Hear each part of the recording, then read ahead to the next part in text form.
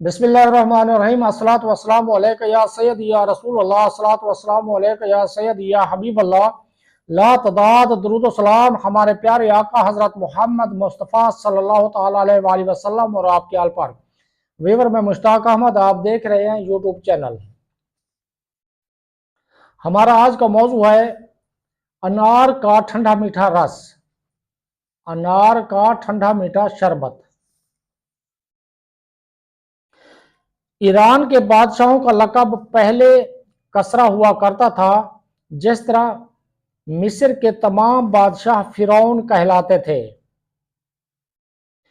एक बार बादशाह कसरा अपने लश्कर समेत किसी दौरे पर निकल गया। सफर में चलते चलते जंगल में लश्कर से बिछड़ जाने के बाद लश्कर कहीं और तरफ चला गया और बादशाह किसी और तरफ जा निकला। तो जहां बादशाह जा निकला वहां जंगल में आगे जाके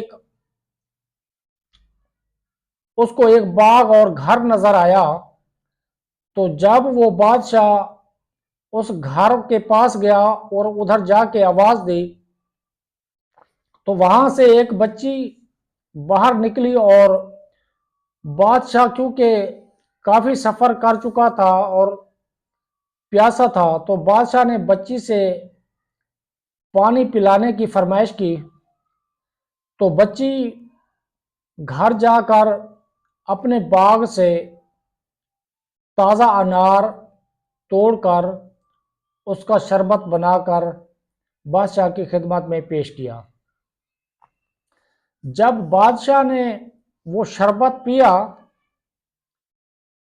तो बादशाह पूछने लगा बच्ची से, ये शरबत आपने कैसे बनाया है? तो बच्ची ने कहा कि हमारे बाग में ये आला किस्म के अनार हैं और वहाँ से तोड़ के मैंने अपने हाथों से इसको निचोड़ा है और इसका शरबत मैंने आपकी खिदमत में पेश किया है। तो बादशाह ने दोबारा फरमाइश की कि एक गिलास और लेकर आओ। तो बच्ची दोबारा जब शरबत निचोड़ने गई तो थोड़ी देर बाद नाकाम वापस बादशाह के पास लौटी। तो बाहर आकर बादशाह साहब को कहती है, बच्ची रोते हुए कहती है कि हमारे बादशाह की नीयत खराब हो गई है, हमारे बादशाह की नीयत खराब हो गई है, इसलिए मैं शरबत नहीं निचोड़ सकी। मैंने कितने अनार लिए हैं और उनमें से शरबत नहीं निकला है। तो बादशाह पहले ही जहन बना चुका था कि ये आला किस्म का बाग है और इस बाग को मैं हथिया लेता हूँ, क्योंकि उसके दिल में फतूर आ गया था। तो उसके दिल में फतूर आने की वजह से दोबारा जब फरमाइश की बादशाह ने शरबत की तो शरबत नहीं निकल सका, उस बच्ची से शरबत वो नहीं निचोड़ सकी। तो फिर पूछने लगा कि आपको किसने कहा है कि बादशाह की नीयत खराब हो गई है? वो बच्ची कहने लगी कि जब मैंने पहला गिलास लेकर आई हूँ तो उसमें से मैंने सिर्फ एक अनार तोड़ा और उसमें से पूरा शरबत का गिलास भर गया, और अब की बार कई अनार के दाने में तोड़ कर लेकर आई हूँ तो बहुत कोशिश करने के बावजूद एक गिलास भी शरबत का नहीं निकला। तो इससे मुझे अंदाजा हुआ कि हमारे बादशाह के दिल में कोई फतूर है, उसकी नीयत खराब हो गई है। तो जब बादशाह ने उस बच्ची का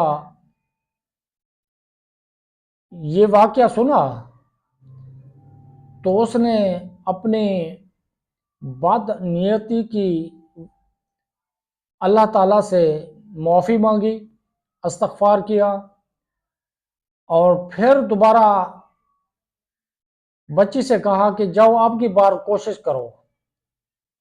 तो बच्ची फिर गई तो फिर बआसानी वो शरबत का गिलास लेकर आई और बादशाह की खिदमत में पेश कर दिया।